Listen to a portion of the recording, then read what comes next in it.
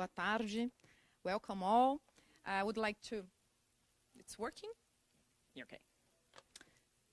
I would like to welcome all the panelists and participants for the event organized by IMF and São Paulo School of Economics. Today we will have the opportunity to hear experts on macroeconomic issues, in particular those revealed by the economic outlook for Latin America and Caribbean, which I recommend everyone to access at IMF site. I would like to mention the presence of Professor Pastori, that I have been teaching generation of economists. Thank you very much. Also, I are very welcome to our panelists, Cassiano Fernandes, Rodrigo Valdez, and Marcelo Kifuri. Today, we have here two Brazil Central Bank's deputy.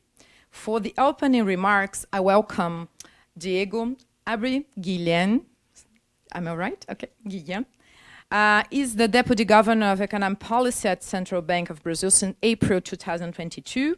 He previously served as the Chief Economist of Itaú Asset Management and held positions at Gavi Investments, PUC-Rio and Hemisphere universities. He holds a PhD from Princeton University. And on the audience, we do have Professor Paulo Piketty from São Paulo School of Economics that have just been announced as the new Deputy Governor for International Issues and Corporate Risks. Oh, I wish that we have a lively and productive discussion that will be moderated by Thalita Moreira from Valor Economics. So have a nice event.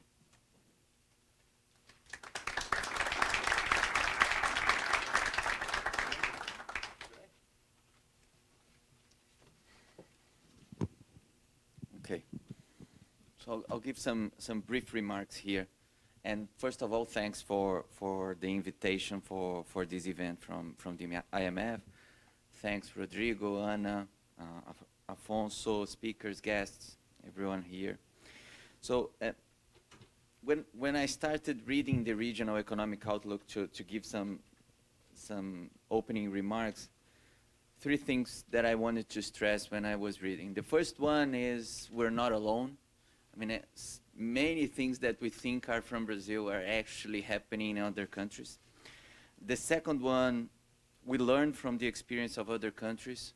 You know, some things that we are worried that may happen in Brazil, or what would happen if it's the case in Brazil. We see the cases in other countries, and it also helps us shaping thinking about the future. And the third one, referring to the background papers that I always enjoy reading. So let me go through these 3 points that I've mentioned. The first one is we're not alone. And why do I say this? I mean, it was sort of obvious that given that the shock was global after the pandemics, everybody stopped, there was an expansionary, you would expect to see correlation across countries, correlation across instruments, fiscal, monetary, prudential, during the recovery. So this was all expected. And I guess the question now is, and it's always a big question in the market, if you're gonna see a decouple or not in different countries. And I think the regional economic outlook helps on thinking about these things, you know. So what is the current situation of different countries? And if given that you saw a big global shock with different counter-cyclical policies, what it's gonna have of impact in the future. And then three similarities when I was reading the report that came to my mind. The first one is on the process of inflation. So in the central bank, we've been emphasizing the two-stage process of disinflation. So the first stage of disinflation is the one that it's less costly. It comes from, for instance, commodities, regulated prices. You don't need to widen the output gap to see such disinflation. And when you look at different countries, you see some of these first movement that it's faster. And then you go to the second stage of disinflation that we've been through, that it has a different trend, a different derivative. It's more related to the economic fundamentals, to the output gap, to the expectations, inertia, the usual things that you think about when thinking about inflation and the Phillips curve. And this has been a speech that we've been giving, I guess, since January or December last year, And we see in many countries, you know, the BIS has talked about the last mile. It's related to that. The Fed has talked about peeling the onion of inflation, right? So the first layers of disinflation are easier, and then you start crying when you take out the layers of the onion. So it's the same spirit that you see. The second aspect on this, we're not alone, is the resilience of the labor market. So the fact that unemployment are at low levels, you continue to see hiring, but you don't see pressures on wages. Many of these things are happening in different countries of the region, and it's something that we always push to say, look, it's a Brazilian thing, and maybe it's not so Brazilian. Maybe it's something related to, say, the pandemics or other countries that we learned reading this report. And the third one is really the growth, the fact that you saw positive growth surprises and you expect to see moderation. That has been our debate. We've put that in the minutes, discussing why growth has surprised. And we always try to push and say it's because of the Brazilian aspects, fiscal policy, neutral rates, potential GDP. We brought that in the minutes. But when you look at different countries, well, some of these things have happened also in other countries. Second, so this was we're not alone. The second one is we learn from the experience of other countries. And learning from the experience of other countries, I guess, three aspects. The first one, the Latin American positioning on geopolitics. We talk about nearshoring, friendshoring, and looking at other countries, seeing investment flowing in. It also helps us thinking how Brazil is well positioned in this world. And here I'm talking about, say, the nearshoring on global supply value chains, the impact of how it's going to change on Asia or Mexico. So that's the first aspect. The second one is really the strategy of monetary policy.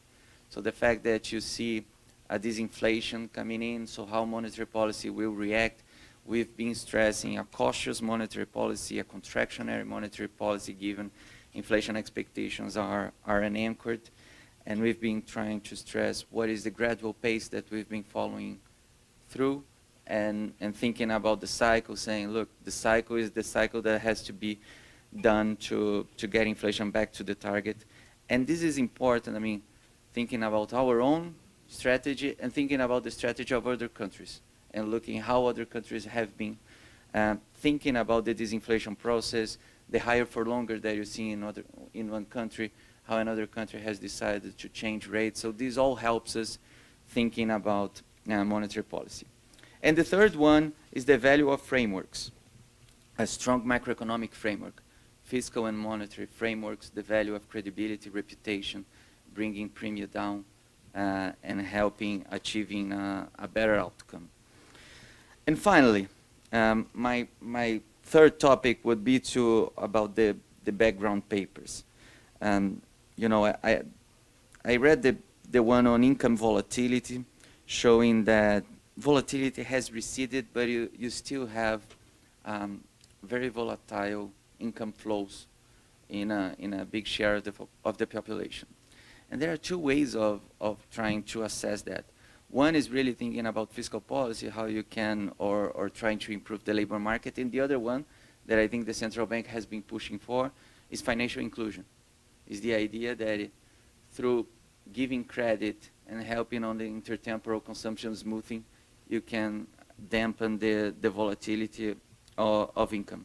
So when I read it, I got actually more enthusiastic about our own agenda, about our agenda of financial inclusion, about what is the impact of PICs, of open finance, all this agenda to help on reducing the volatility of income. And finally, the last point is on the background papers of the report. I don't want to comment too much on the report because you're going to be the one presenting it. I just want to give my own comments. It's on the structural transformations. We were discussing that, the view on how is potential GDP, labor market reform. I think the report also brings these ideas. So that's what I had to talk about today. I actually don't want to conclude because I want to conclude after the debate. So here I finish without a conclusion. Thank you.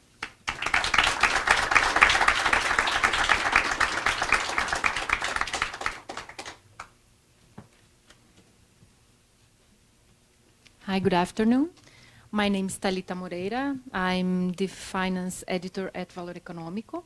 I'm glad to be here as the moderator of this panel based on the economic outlook for Latin America and the Caribbean, produced by the Western Hemisphere Department of the IMF. This event is organized by the School of Economics of the Fundação Getulio Vargas and the IMF. Well, economic growth in Latin America and the Caribbean surprised us after the pandemics. But now, after tighter monetary policies and the withdrawal of the fiscal stimulus, the activity is softening. So we're expected to see 2024 with lower growth, while inflation should keep on converging to the targets.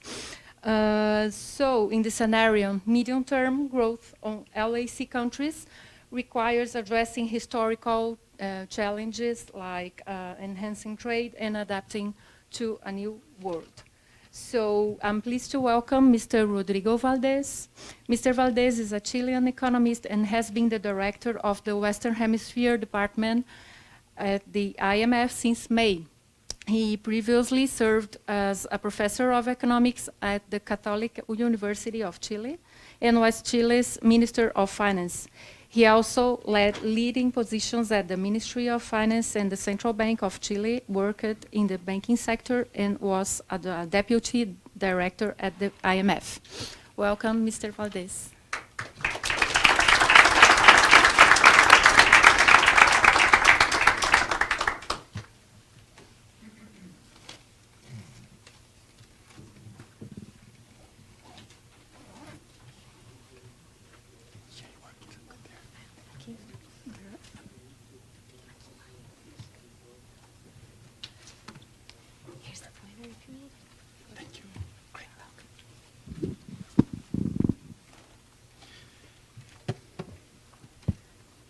So thank you, Thalita, for the introduction. Thank you especially to the Fundação for hosting this event, and to our discussants that will be presented soon, but they're all good, very good friends of the fund. And special greetings to the central bank governors today here with us. It's a pleasure to me to do this official launch of the WEO, it's called this, no? The Regional Economic Outlook of the Western Hemisphere here in São Paulo. As you may know, at the fund we have one global publication that is the famous World Economic Outlook that comes twice a year. It has an update, a short update, also twice a year. But all departments at the fund, area departments, there is a Asia one, there is one in Europe, others, and here in the Americas, produce this that is more focused to what's going on specifically in the Americas and the Caribbean. So that's what I will present today, is the launch of this report. What I will do is to touch on four things. One is to give you recent developments in the US. Then I want to go to recent developments in Latin America and the Caribbean, especially in what I will call LA5, which are the 5 larger countries with inflation targeting, with floating, with fiscal rules, etc. Then I would like to go to the outlook and risks for the region, and finally to discuss a few on policy priorities for the region. So let me start with the US then. Why the US? For two reasons. One, that is very important for the world economy and also for LATAM, but also because it's in our department. So we're responsible for what the fund says about the US.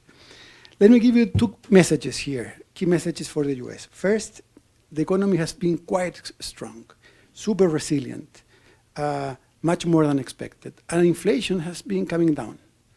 It looks like if I were talking about the US, the Brazil, no? But it's very similar, the story there. And that has meant in the US that tighter monetary policy will be with us for longer. So interest rates in general, I would say, is the new theme or the new flavor of the month in terms that people are much more worried about what will happen with interest rates. And that produces several challenges to emerging markets, as we will discuss. Anyway, in the US, what we have seen is very strong GDP growth in the last few quarters. In fact, us, but also other forecasters, those bars there, the green is what we were expecting 1 year ago, blue is what we're expecting today, and then there are other two group of forecasters. And basically we went from 1 to 2 in terms of growth for this year. And that's a very large correction in 1 year. So this is despite monetary policy being contractionary for already quite some time. And also, what is interesting in the US, that is the only country in the world, I think, or among the bigger countries, that if you compare where they are today with what we were forecasting pre-COVID, they are above what we were forecasting for this time around. So what we call scarring of the pandemic, it's not there for them. Everybody else has a gap there, some big, some smaller. Unfortunately, poorer countries have a very large one. Q3 growth in the US was really, really strong, and that also moved the needle for forecast. And what is interesting also is that the labor market has been softening, but very, very gradually. On the right, you have there what is called beverage curves that basically plot unemployment rates and some measure of vacancies, of job openings that are in the economy. And as you see, we had a lot of unemployment in the last round, but in the last few months, what has been happening is that unemployment has not increased, but vacancies have gone down very gradually. That's good news in terms that it seems that the adjustment is working, but it's not that we're opening up a big output gap or something unexpected. On the contrary, the economy is super resilient. Despite this, inflation has come down quite a bit. It's not yet at the level of the target, that is 2% for the US, for one of the measures, no, that is the PCE inflation, which is a very specific one. And as you see there has come down, but a lot because of goods coming down, as in many, many countries. What is important is monetary conditions remain very tight. This cycle is tight in terms of how much has the interest rate increased, but also the strength of the dollar. The dollar has been particularly strong in this round. And what is probably more important for us is that this probably will be with us for some time. A few months ago, people were toying with the idea that there could be cuts of interest rate this year.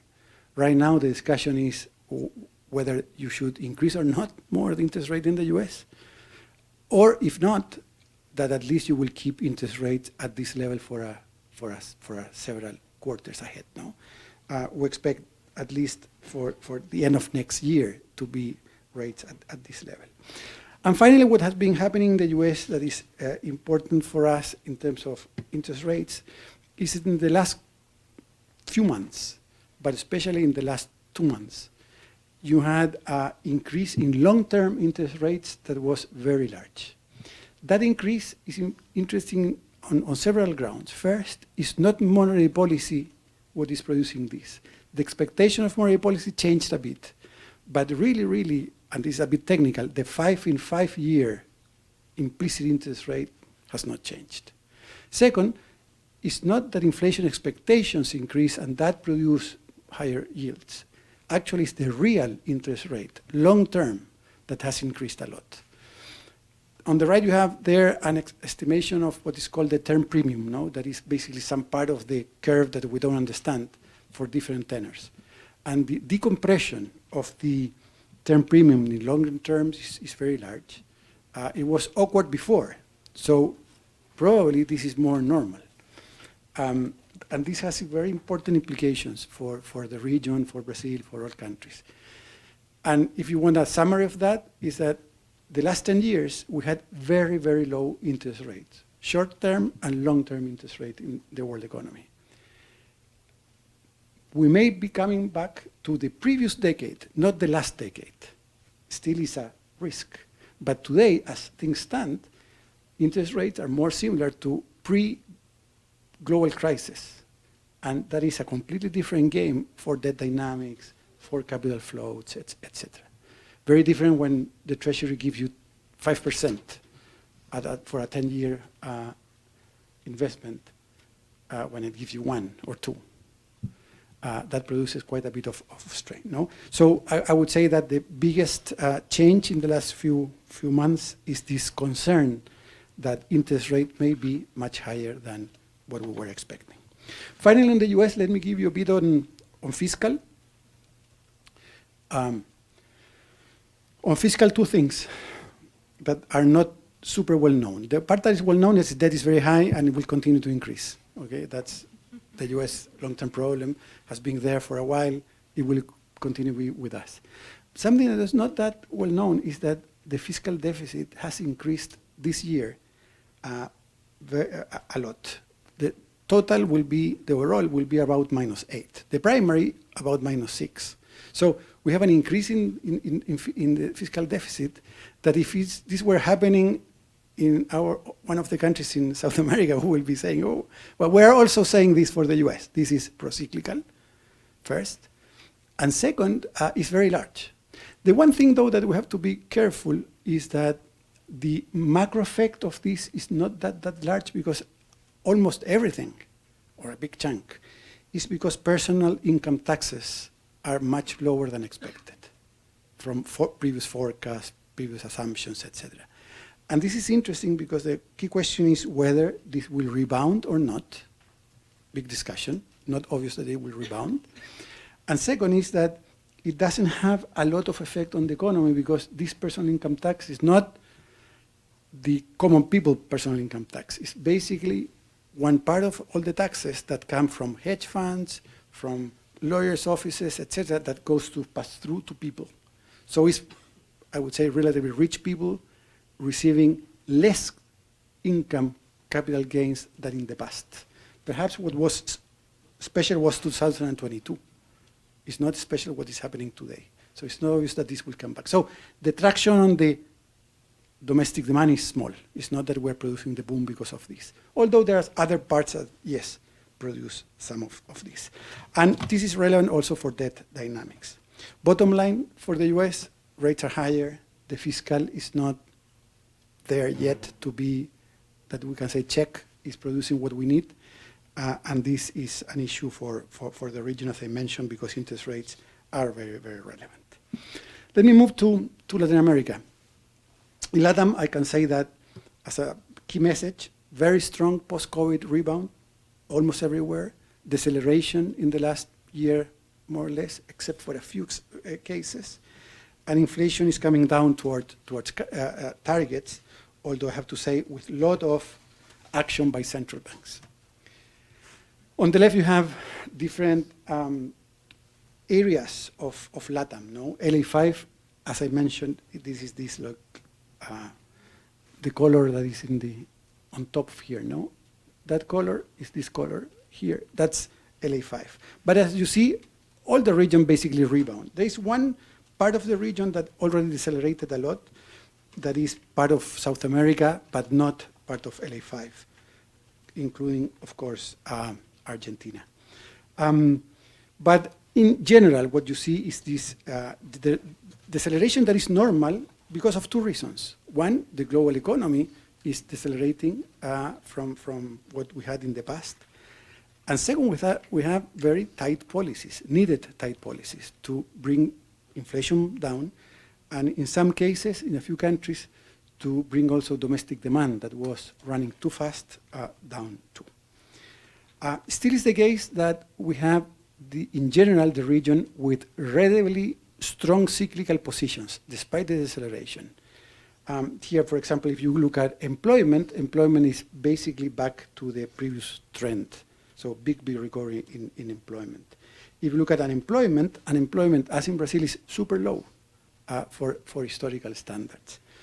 And you had, in the past, some loss of the labor force participation. It's not coming back. A lot of older people probably retiring from the labor force. Here I want to recognize that we have a puzzle, the puzzle of big countries versus small countries. It's very intriguing why the US, Mexico, and Brazil are growing so fast. If you look at other countries, Chile, Peru, Colombia, are decelerating much clearly. So there is something here that needs further exploration. Okay, so I mentioned activity. Inflation has been declining almost everywhere. That blue line there, very, very up, is emerging Europe, by the way. They had an inflation shock that was even larger than ours. Ours was a bit early, not too high in comparison to other countries, but it's coming down nicely. It's better behaved, I would say, in LA5 than in the Caribbean, but also Central America is doing its job on this. And in general, what we have been observing is that core inflation has been a bit more late in the game, no? But it's coming down too. Interestingly, here I would want to mention Chile, Brazil, and Mexico, where it has declined more clearly. Peru, and especially Colombia, it took much more time for inflation to peak, and it's coming slightly at less velocity. What is behind this action in inflation?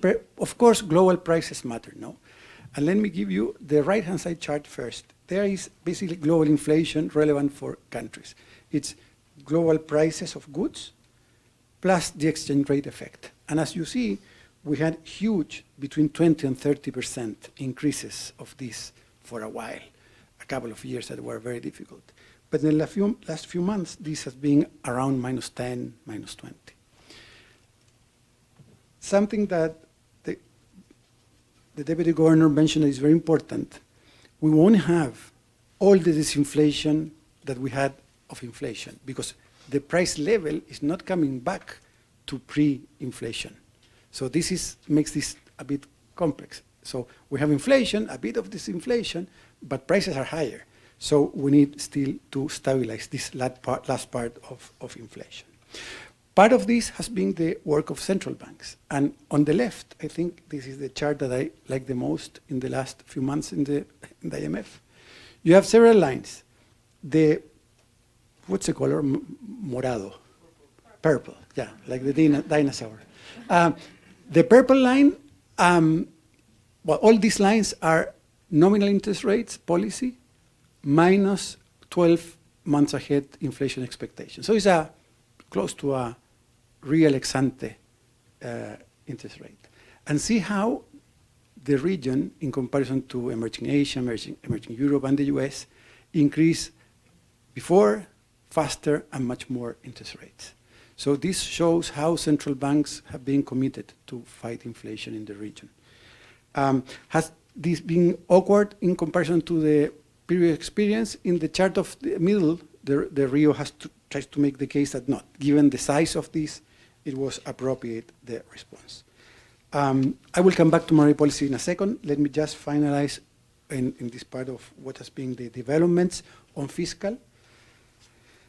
Fiscal is another place where I think the region did pretty well. On the right here, you have LA5 again, and compared to advanced economies, for example, that is the orange line on the right-hand chart. Everybody produced quite a bit of expansion during COVID. The dotted line, by the way, is LA5. The purple one is Latin America in general. But what is pretty nice of our region is that this was withdrawn pretty quickly. And already in 2022, we had a primary result that was better than pre-COVID. This is very different from other areas in the world, for example, advanced economies, where a couple of percentage points of GDP were still there. And still is the discussion of whether they need further fiscal adjustment, just to take out what was put in during COVID. So kudos to the region in terms of frameworks are working. I would say that's the basic message. Let me go to the outlook. On the outlook, I can go through very, very detailed and painful tables. I want just to give you a couple of big topics here. One, as I mentioned before, the region is decelerating, but it's a normal, healthy, expected deceleration. We grew 4.1% last year. We will grow about 2.3 this year and next year. In general, we see in LA5, and this is the chart, the lower part of the table, the peer countries, that almost everywhere we have deceleration. Perhaps the one exception is Brazil this year, which has growth slightly higher than last year. But the rest, we see a deceleration almost everywhere. But it's not a deceleration, except for perhaps Chile, that goes really, really to very low growth. But in general, decelerations that go back to trend because, again, it's normal and expected that. And the other part is that inflation, basically almost everywhere in the region, but specifically in these inflation targeters, is converging to target in the next few quarters towards the end of next year or the following year. We will have, if we don't have further shocks, inflation on target. Of course, this is a baseline scenario. The baseline scenario is one thing. Actually have many sources of risks. No? In this round, we thought that risks are more balanced than the previous round, but still are tilted to the downside, meaning that the economy could be weaker with more probability that stronger from the baseline that we have. What are the biggest concerns we have? Lower growth in key trading partners. Here, China and the problem in real estate is perhaps the one issue that is the most concerning in the short run. Commodity price volatility with all the problems in geopolitics, that's a source of concerns. That relates to inflationary pressures. If oil prices were to change dramatically, this will produce a new round of inflation, and that will be complex. Financial market turbulence, we had at the beginning of this year this problem with these banks. The market is less liquid than usual. We could have more volatility there. Climate, and I want to come back to climate in a sec. Of course, always monetary policy and fiscal slippages. We can do policy mistakes. And I want to also touch on increased crime and social tensions in the region. Social tensions are related to crime, not fully, but these are two things that are increasingly of concern for our department. Of course, there could be good news in a global environment that is better. Inflation could be declining more. Lower scarring from recent shocks. No, we were very negative just after COVID, and the rebound was much faster than expected then. So perhaps we are still in the negative side. And the other thing for the region that is relevant is that we have a lot of green metals to take advantage of opportunities from the transition. But we need to, they are there, but we need to extract them properly. Anyway, on climate, a couple of things. One is that we have this year El Niño, this change of temperature of the ocean that produced quite a bit of problems for a few countries. And this, interestingly enough, is pretty negative for some countries and relatively positive for others. If you look at Argentina, Paraguay, Uruguay, for example, they gain about 2 percentage points of GDP in El Niño years. But Colombia, Ecuador, Peru lose 1 or more % of GDP. So it's a very different scenario for different countries. For Brazil, it's more neutral or within the confidence bands that we have. Second thing that I want to mention about climate is that there is increasing evidence that in the Caribbean and Central America, problems with climate produce quite a bit of displacement of people and migration ultimately. So there is a correlation between having more migration and problems at the local level from climate. And this brings us to something that is very unusual, is that when you have a climate shock, you have clearly a problem with GDP, drops. you wipe out productions or factories.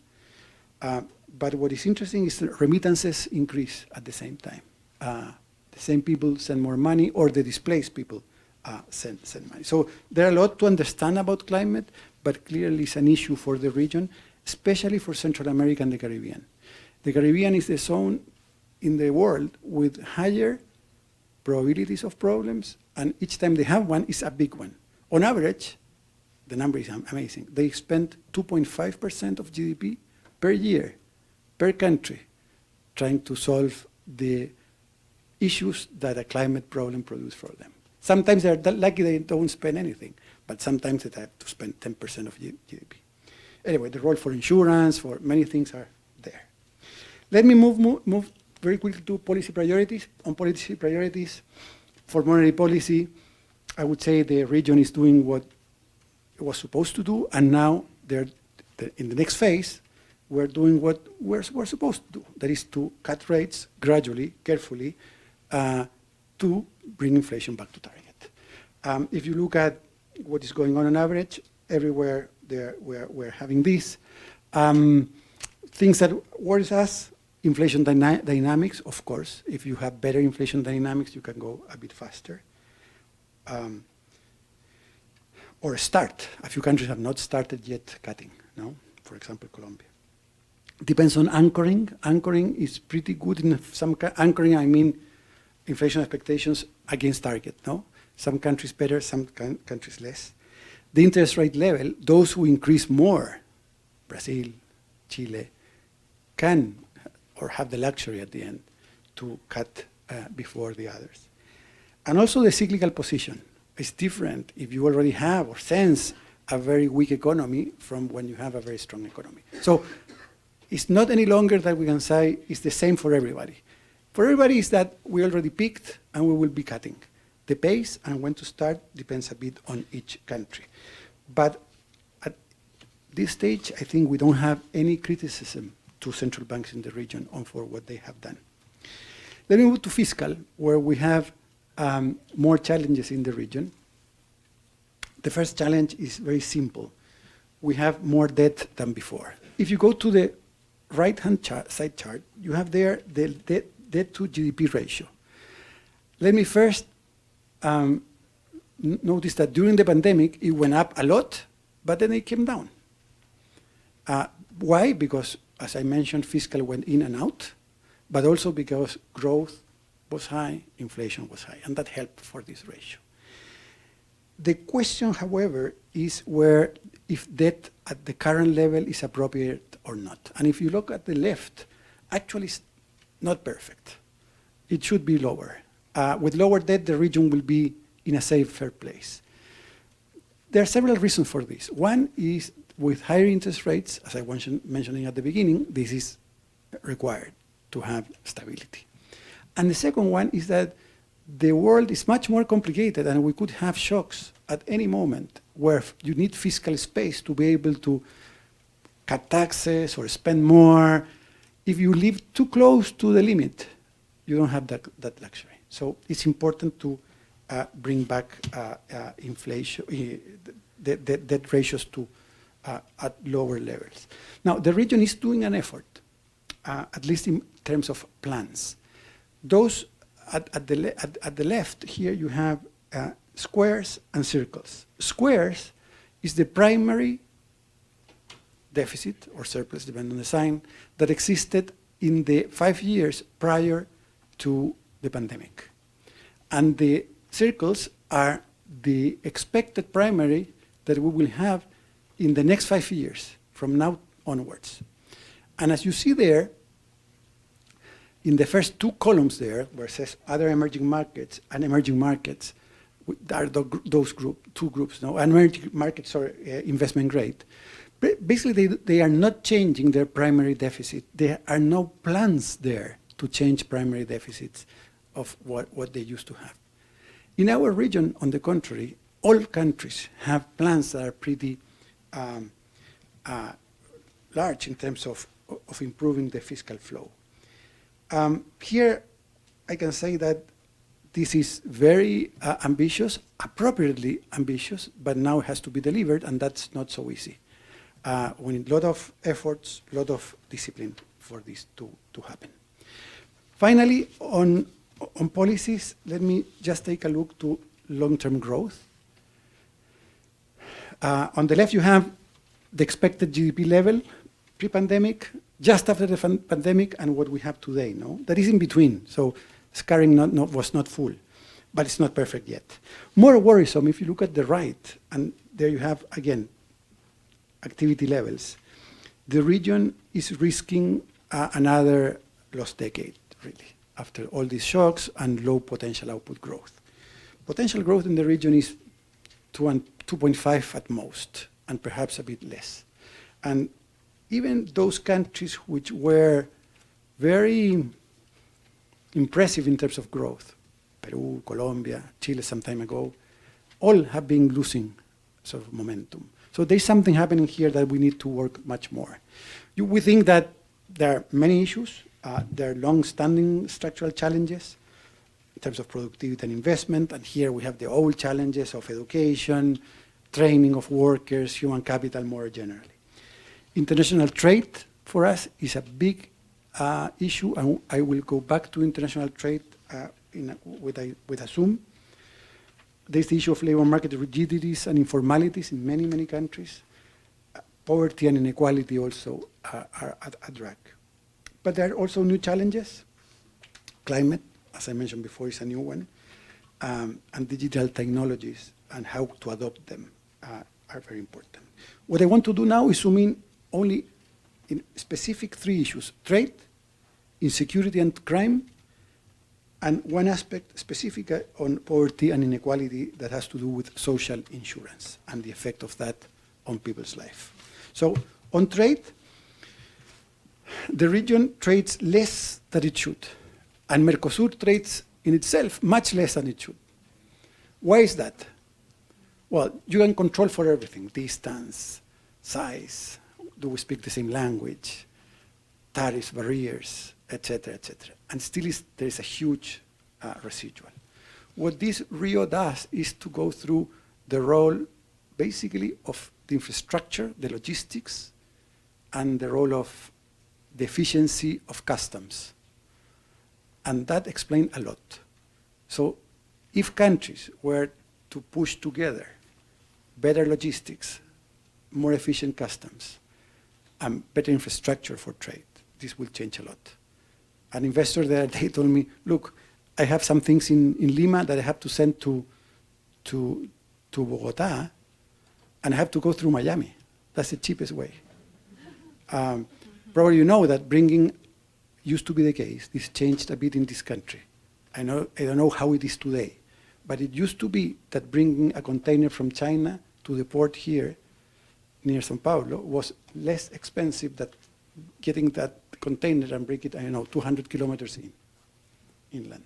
So again, there's a lot to do here, and there's a lot to gain from this, because if you really produce the infrastructure gap that we have with the global economy, or the advanced economy really, and you close it, for example, by half, we could increase GDP levels by 6 to 8% in several countries. Anyway, Mercosur, again, is this, but multiplied by 2, if you want. It's very, very impressive. Second issue, crime. Crime is becoming an issue in all countries in the region. It's top of mind for households almost everywhere. If you ask households, what is your biggest problem? Except in Argentina, where they say inflation. Everywhere else is basically crime or insecurity.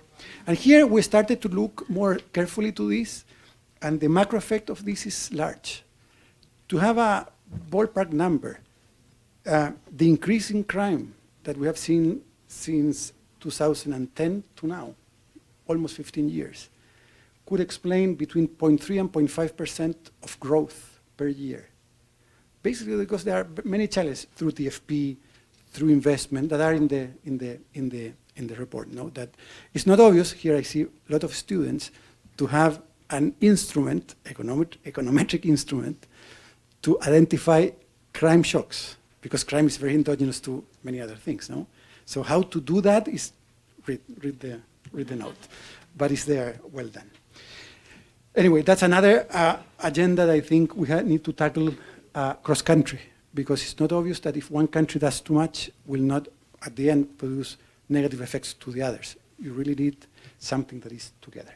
Let me go towards the end. I'm about to finish. This is another part. Diogo mentioned this in the wheel. On the left, you have something that has happened already. Gini coefficients have improved. So we have to defend what we have been doing the last few decades first, okay? It's not true that at least income distribution is worse in the region today than 20 years ago.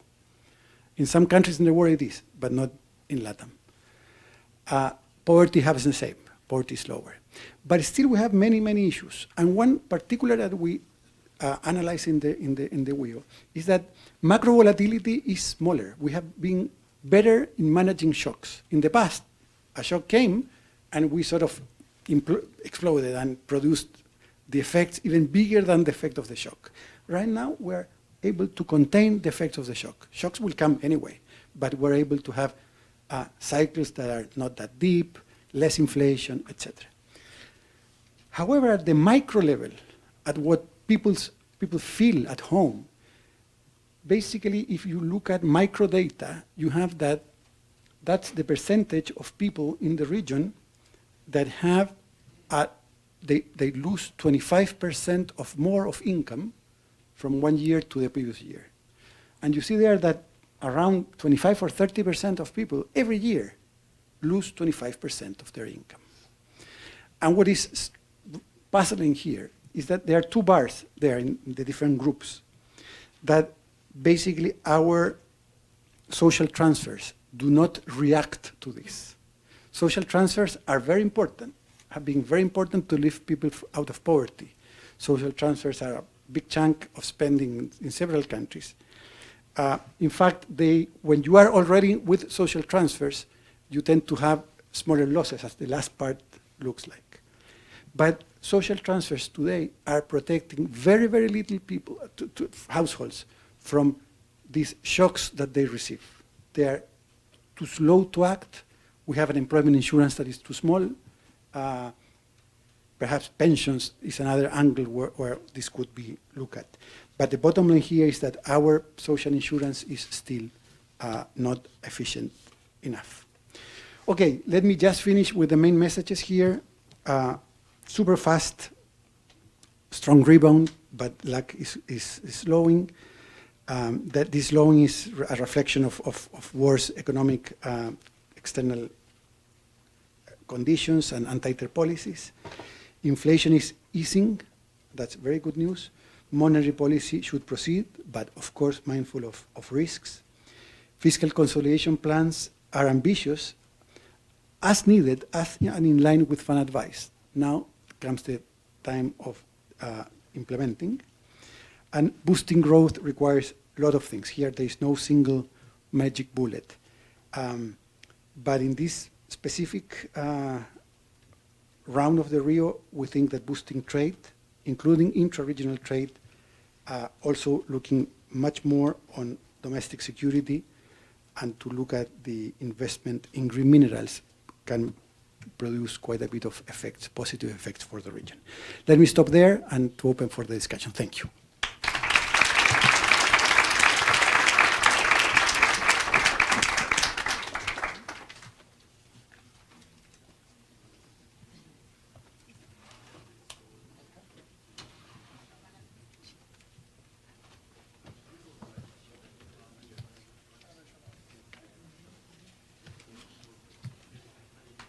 Thank you, Mr. Valdez. To discuss these subjects and deepen some points here, I'm pleased to invite to the stage, a team of economists. So let me start with Mr. Afonso Celso Pastore. Pastore is the founder and president of AC Pastore e Associados. Among his previous roles, he was the president of the Brazilian Central Bank and Secretary of Finance for the state of São Paulo.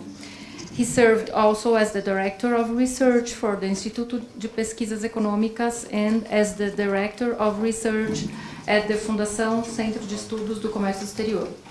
Mr. Pastore received both his bachelor's and doctorate degrees in economics from the Universidade de São Paulo.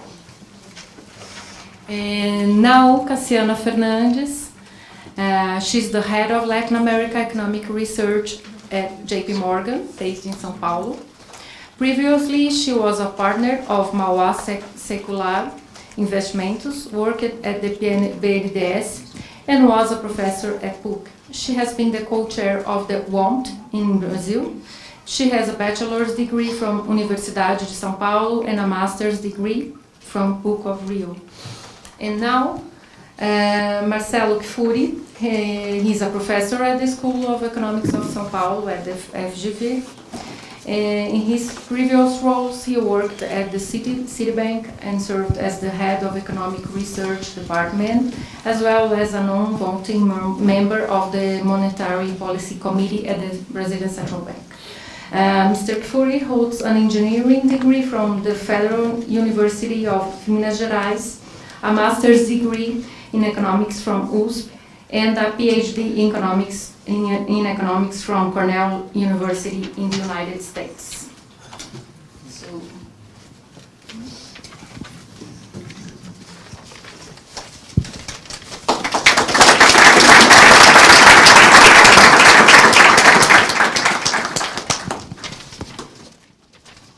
well, we'll have a Q&A session here with them. The first question is for Cassiana. We have seen inflation declining across the region. Can we say that the battle is over and the battle and the fight is over, and the central banks should do something else from now on? What's your view on that? Perfect. Thank you very much. Before anything, I want to thank IMF and FGV for organizing this and for the invitation, and all of you for your presence. It's a great honor to be in this panel. So let me, quite briefly to your question, no, I don't think that we can say the battle is over. It's Latin America, and we haven't seen the numbers so far. I think that I'll take the questions in two parts. First, talk about inflation, then about what we believe should be the central bank's role and how further they can go into this cycle.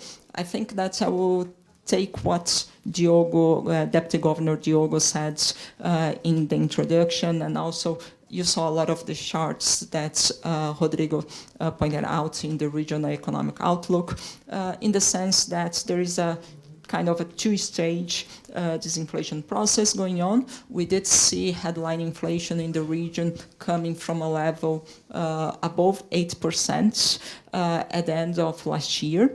I'm not considering Argentina and Venezuela in this average for now, and this is going down significantly to around 4%. We expect by the end of this year, still above the level of the inflation targets in the countries. This first part happened a lot due to the normalization of global supply chains, especially from the goods sides. I think food inflation also played a key role for the region, and more specifically for some countries, and FX as well. Because the central banks in the regions were more aggressive, start earlier the cycle. I think that we had built a very significant cushion from high real rates that did help the economies during 2023. I think that if you ask any economist if you would expect the level of effects in each country of the region, given that in a scenario that Fed fund rates would be risen above 5%, I think no one would give numbers that what we are seeing now. And that was also an important driver for the disinflation this year. That's, as Deputy Governor Diogo pointed out, that was the easy part of the disinflation. There is still a harder one to come, that we need to see growth deceleration, we need to see labor markets softening in order to see the full convergence of inflation back to the midpoint of the targets, thinking that the central banks actually want to deliver the midpoint of the targets, and that will take more cautions ahead. I think that when we look at the core, disinflation has been slower. The pace of the disinflation has been slower, but we are in the right direction. The one thing that I would talk, it's also, I mean, there's going to be a little bit of the divergence in the region. I think that some countries already see a much clearer disinflation path, and they can go the way back closer to the neutral levels. I think that's the discussion now. Definitely, when you talk about what the central bank should do, most of the region, at least the largest economies, they will have room to start cutting rates. We do expect Colombia already to start at the end of this year, probably Mexico in first quarter next year. They're the laggard ones, given the level of inflation there and the strength of the economy. But then in terms of pace, everything that we are seeing right now, all the volatility in the global scenario, all the uncertainties, the short-term risk to inflation, and Rodrigo did point out a lot of them, El Nino, so on.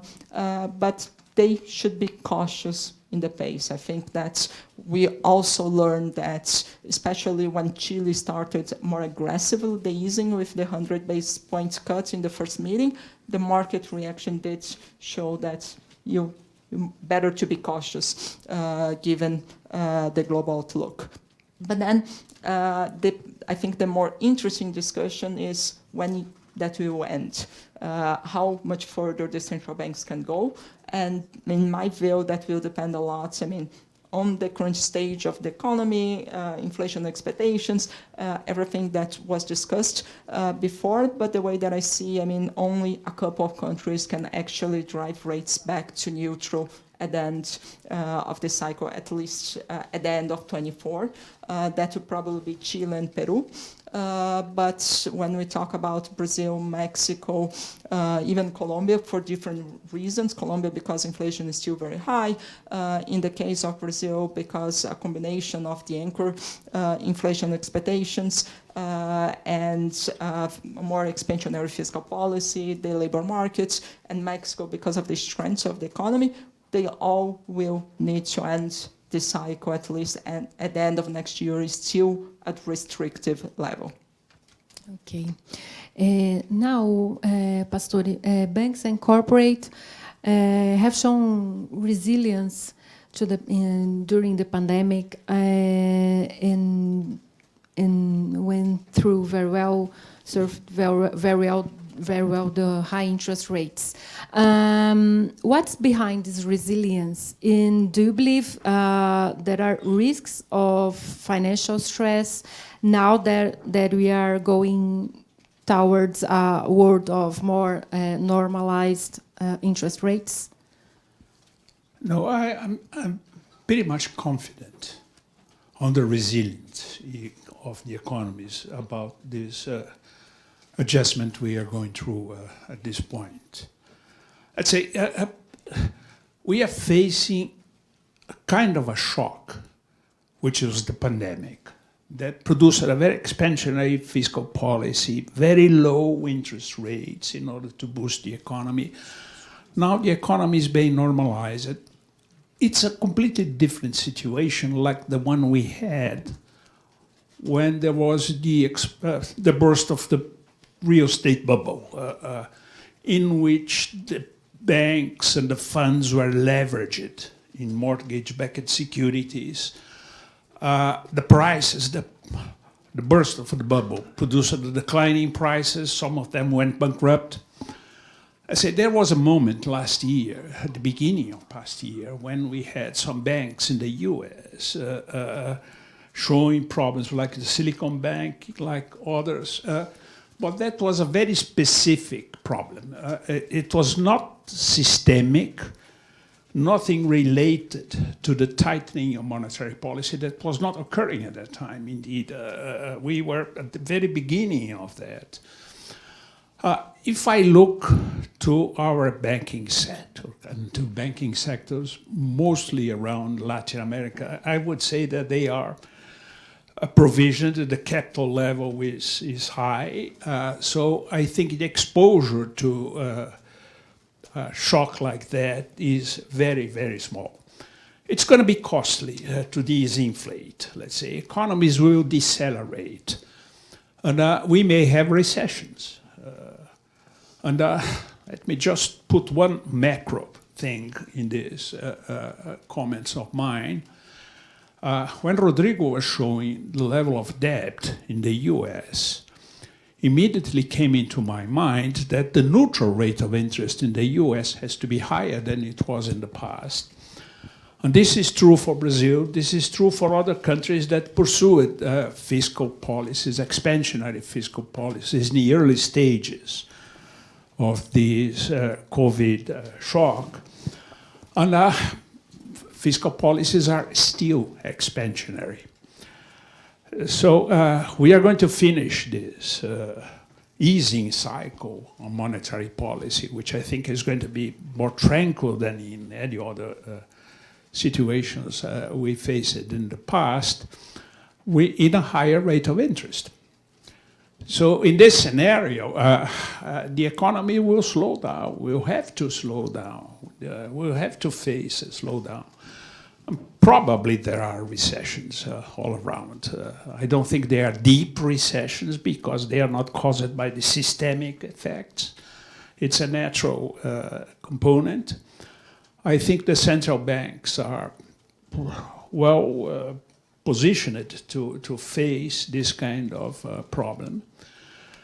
So I'm more positive as far as this question is concerned. And so I don't expect it to be a problem that we should be pretty much concerned with. Okay. Well, let me turn now to fiscal policy. Rodrigo, you mentioned in your presentation that many countries have a very high level of debt, even with the fiscal consolidation plans they have. And do you see important risks to fiscal sustainability in the region? What are you most concerned about? The region has two groups of countries. No, there are some that are very, very complicated with a lot of debt and financing requirements. I'm not talking about those. I'm talking about inflation target, fiscal rules, etc. And in that world, I'm not sure sustainability is the test that we have to pass or not, because it's not enough to be sustainable. You need lower debt for several reasons. First, to be prepared. So if one way to summarize it is that when it's sunny, it's a good opportunity to fix your roof to be prepared for the next storm. I think that's the way to look at debt today in the region.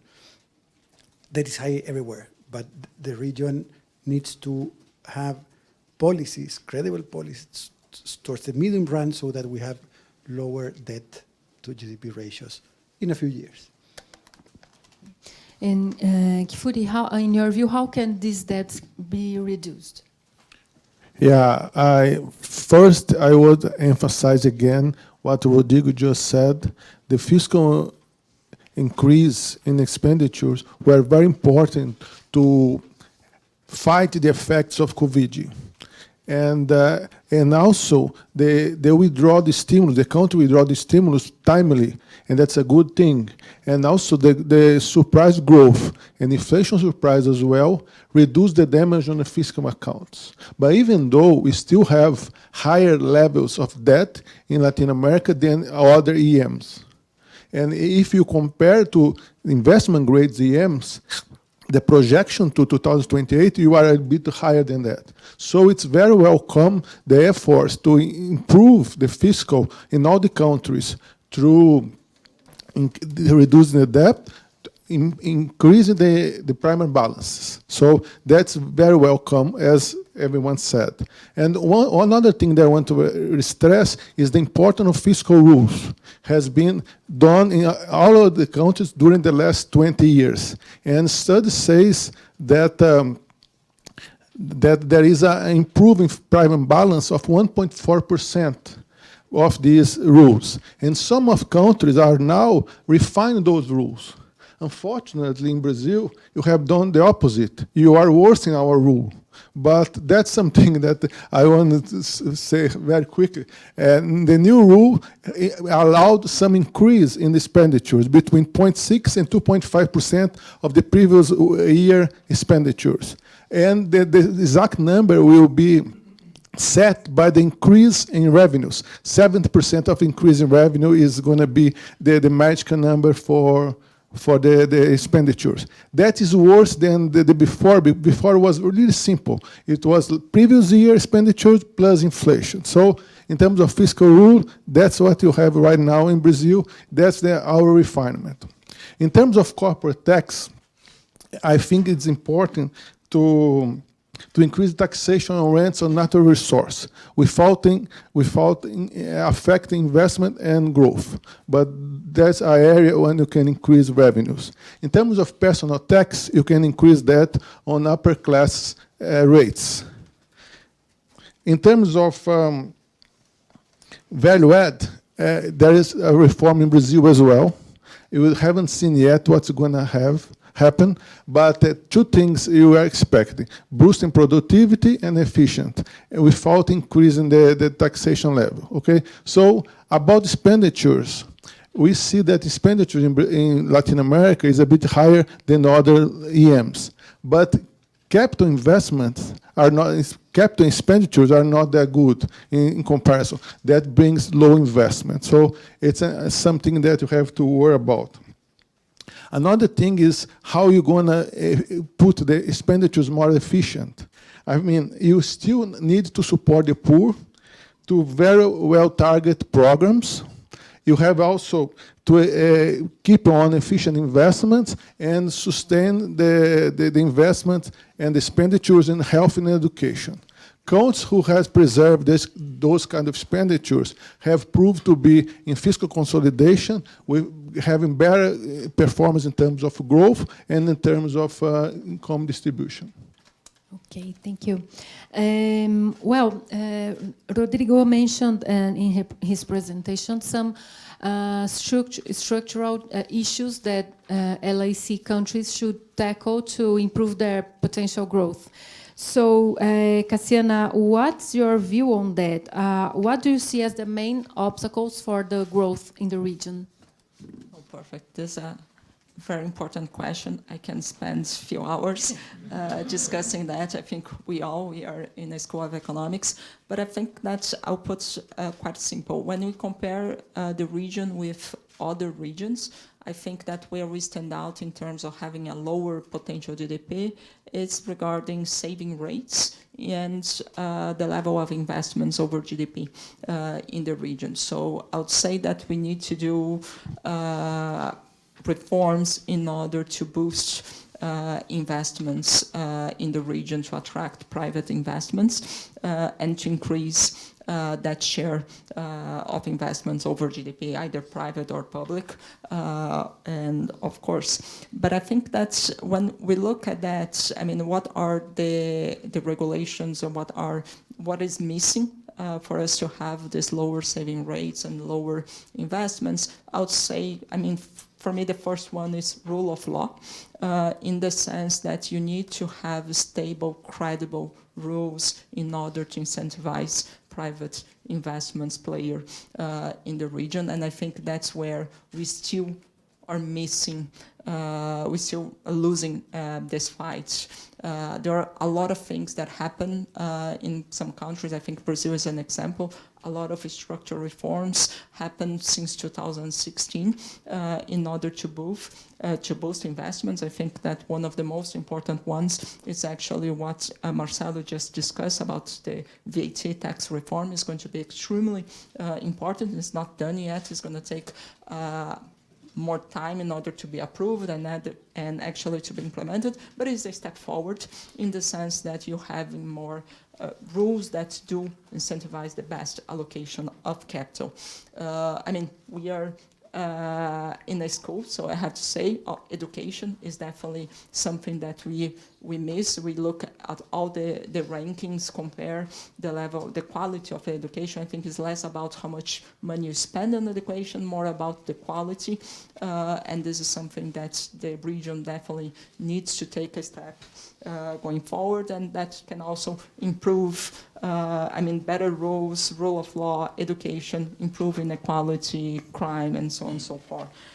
And I mean, just a third block that I think is quite important, and Rodrigo didn't mention that as well, but it's regarding the openings, increased trade, and having access to new technology, be able to develop new technology. I think there are a lot of things that are going on, but this would be the three main pillars that I believe that is going to be extremely important. Thank you. Talking about trade, Kifuri, we trade little within the region and with other regions, right? What do you believe Latin America countries should do to improve their trade, taking into consideration that we are in a world of growing geopolitical tensions everywhere? So what can we do about that? Yeah, first, you have to say that plenty of evidence say that international trade is very important for a lot of things. Driving growth, reducing income gaps, alleviate poverty, enhancing life standards. So all of them are very important. And I have a figure here that in 1996, the UR trade 30% of GDP in terms of import and export. Now, not now, in 2019, this number increased to 47%. It's like almost 50% of increase. But even though we are lagging behind the other countries. As Rodrigo mentioned, there are two big gaps within, and Mercosur is an example of that. Within the region, the trade is much lower in comparison to other countries, and also in manufacturing sector. Those two areas you are lagging behind the most. Other thing that Rodrigo just mentioned, there are three reasons for that: low infrastructure, poor governance, and the third is human capital. And there is plenty of room to improve if you improve a bit the transportation and customs infrastructure. So that's the way to go. In terms of, if you think of fragmentation, a mild version of fragmentation might be not that bad for LATAM. You have seen what's going on in Mexico. The proximity of U.S. manufacturing there is doing very well, especially automobiles. In South America, you've seen also commodities doing well, not only in terms of volumes, but in terms of prices as well. But this mild version of fragmentation could help reorientation of trade flows and also reallocation of production of the firms on the region. So that's going to be a good thing. Another thing that trade between, if you have some problem in the trade between European Union, US with the bloc of China and Russia, Latin America can get some advantage on that in terms of our trade links will be intact. So, and as well, another important thing, to mitigate factors. First, you have a lot of exports that are substitute from Russia. So you can, especially Latin America, and oil and agricultural exports can be benefits from the problems with Russia. Second, that is a silver line. You are not that good position on the supply chain.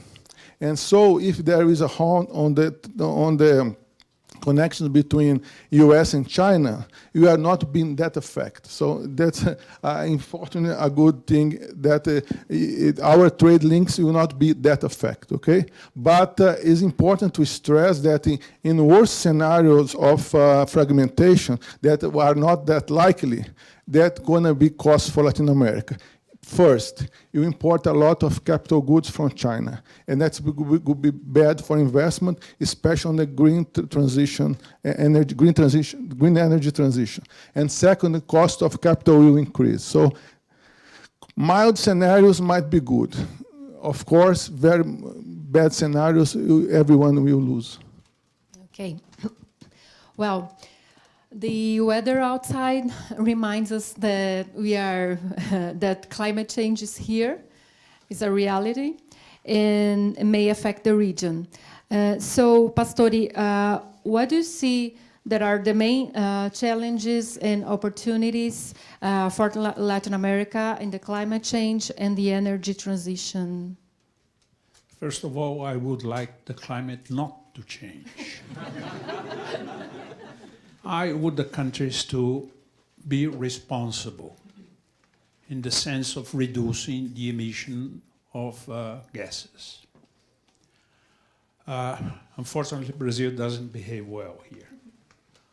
Deforestation in Brazil is a very important source of climate change. And that is something that we have to be careful. I'd say we have not only to look at the private rates of return on investments, we need to look at the social rates of return.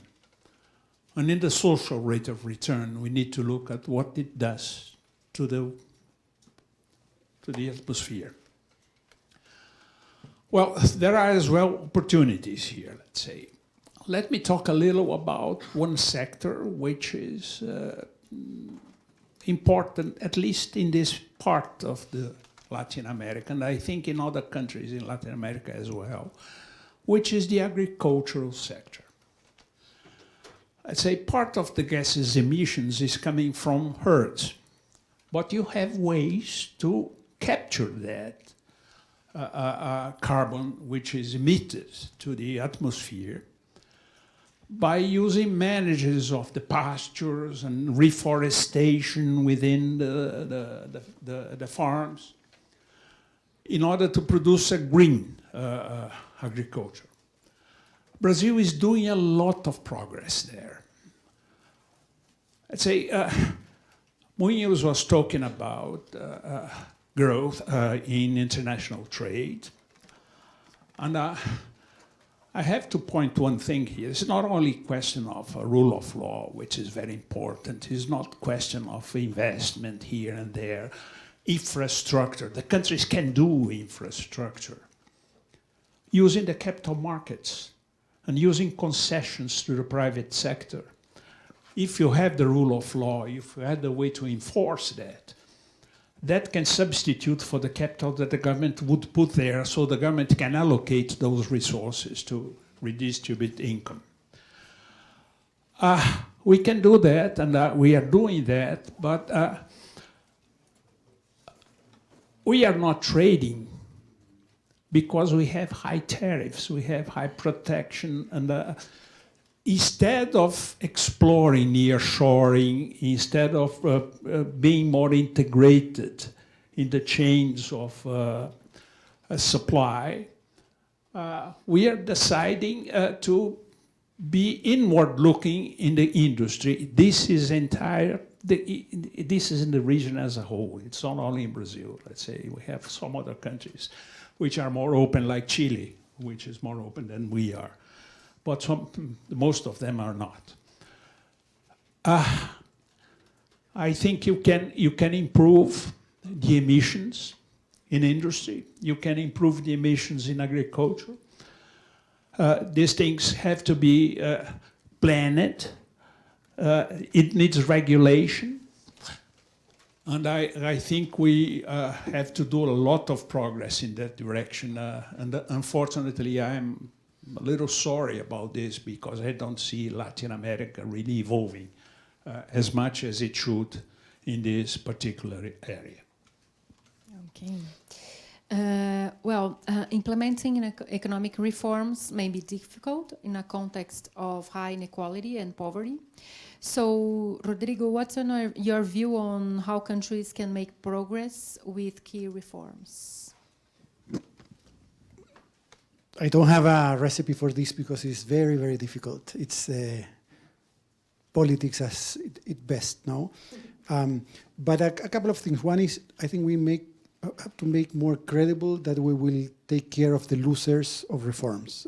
For too long, we have done reforms where we say that, but not too much happens. I remember a small town in the south of my country, in Chile, who was a mining town. They produced carbon. They decided to close that years ago. And they did a huge effort in retraining. So at the end, you have a big town of many, many hairdressers and many, many electricians. So that was it, and nothing more happened. So really, this is more difficult. I think we have to be careful on how to fulfill that promise. And the second one is something I mentioned, that we need to look more at our social insurance. Here we have differences in countries, and it's good to look at good experiences. And Uruguay has been able, small, it's probably easier because, less than 3 million people, about that. But it's very interesting how they have been able to sustain a social pact that is much better than the other countries. And part of this is a social insurance that is more developed. Anyway, I would say that. Thank you. Okay. Do you have time for questions from the audience? Like 5 minutes? Okay. Does anyone has any question? Let's add 2 or more so we can escape from the difficult one.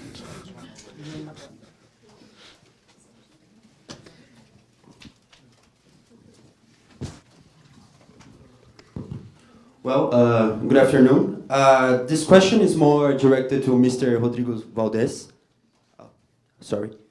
I just would like to know, in the view of the IMF, what measures should be taken in Argentina in order to reduce its situation, and especially because Argentina is the main country that contracts money from IMF. So yeah, this is my question. Thank you. More question, please.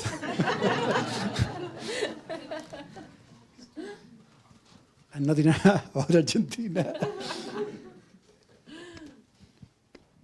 Now, let me say 2 things about Argentina. One is that the fund is always ready to work with all the membership, and it's in the interest of the fund, of the rest of the membership, that we work with Argentina, which is the biggest exposure, by the way, of the fund today. But it's not only because of that, it's because of the people of Argentina. And second, and this we have also said that we need a set of policies that are credible, strong, to tackle the most pressing things there. Now there is high inflation, very low reserves, and that requires for sure a very strong fiscal anchor and a lot of efforts. It won't be easy for anybody there, but clearly Argentina has a lot to gain from strong policies.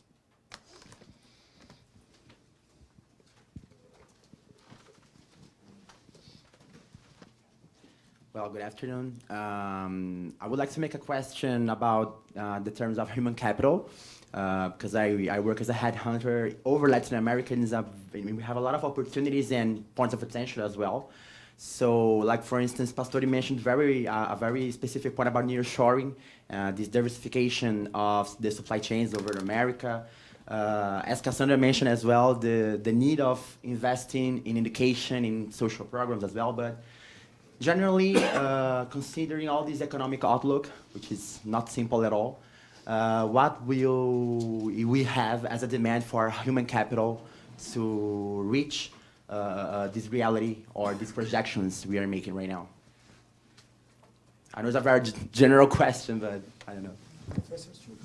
Look, human capital is fundamental. Let me tell you one story. Let's say I look to the agriculture of Brazil. Brazil now is an exporter of commodities. Let's say we are very efficient there. If you compare Brazilian agriculture with the European or the Chinese or the US, whatever, it's an outstandingly productive. You know how that was done? Through research, innovations, in how to develop seeds which are more efficient in transforming fertilizers into the product, how better to use the soil, how better to manage crops. And that was only possible because of the big investment in human capital that a lot of research centers have done in the agricultural sector. I say innovations in agriculture are different from the innovations in industry. In industry, they can be protected by a patent. So you innovate there, you have the patent that allows you to have some market power for a while, then you gain a lot of profits. While people imitate your research, they get another patent that produces a second round of innovation. This is how Professor Aghion, in his magnificent book about the way you have this kind of growth, develops. In agriculture, you cannot have the patent. It's an innovation that is immediately socialized. It is widely distributed in farms.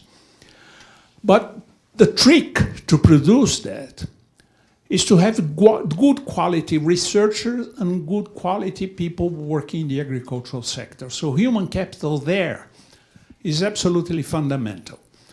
So human capital is a very important source of growth. If you want to grow, you need to invest in human capital. And then you start with investments in education, in small kids, in order to create the condition for those people to acquire knowledge. So, and that is one function that the government has to develop. Invest in education, invest in the primeira infância, I would say, in infant kids at the beginning, and produce as much as you can in terms of improving human capital. Well, it's been a great afternoon. So to wrap up this conversation, I'd like to ask you to provide your quick final thoughts, starting with Cassiana. Okay, so let me take just a short-term answer on the 24 outlook. I think that's, I mean, I'm just discussing internally at JP Morgan the economic forecast for 24. And this has been extremely challenging because in one hand, we have this consensus built of a soft landing, resilient global growth, high real rates for longer. But at the same time, we are everyone expecting the moment that will break, right? The recession could be near in the sense that the level of interest rates globally are so high that what's going to happen, how much the economies can take that for how long, and we have seen the numbers showing the debt profile in US and in our regions as well. So I think that this is going to be very challenging, but I will take a positive, a more constructive view in our region. I think that despite these challenges, despite the risks of El Niño and so on and so forth, I think that we are very well positioned in the sense of we are ahead the cycle, we have resilience in the economy. Professor Pastor did mention the banking sector and other sectors as well. And there is this opportunity because of the geopolitical challenges regarding nearshoring, the reallocation of global supply chains, and also the green transition. So I think I will end there. Okay, thank you, Cassiana. Kifuri. Yeah, I would like to appraise of the Latin America, how they deal with the recent supply shock. And if there is more supply shocks in terms of climate change, I think there will be.